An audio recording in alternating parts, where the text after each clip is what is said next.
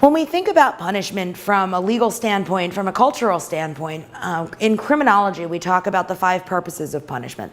The first one, as I mentioned, is deterrence, so that we hope that rules and laws and punishments serve as a deterrent for students so that they won't break the rules. They hope to avoid the punishment.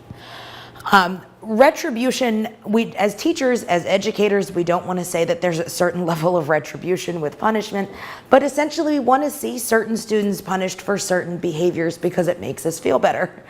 And this kind of goes along hand in hand with incapacitation, that when students have in-school suspension or out-of-school suspension, at the very least they're removed from a learning environment that they may have disrupted. So we try to keep them from harming other people or disrupting the environment further, bothering other students, bothering you as educators.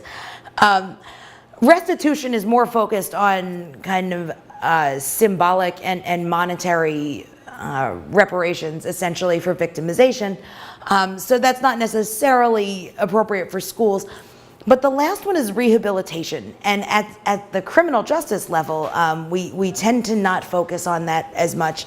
And at the school level, particularly, especially in the era of No Child Left Behind and high stakes testing, some would argue that we've fallen out of this child saving model. And if you're not really sure about that, ask yourself, at what age can you, up until what age can you still save a child? Or at what age is a child beyond repair that you just can't help them anymore?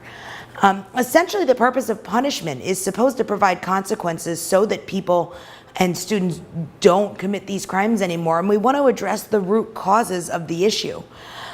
So what's your school's version of punishment as a value, right? What is the function of consequence? Are we trying to just punish kids alone to make them feel bad, or are we trying to teach them in a proactive, productive way that their behavior is unacceptable? Because we still are, even in the face of high stakes testing and all the other problems, that we still are trying to prepare them for the real world.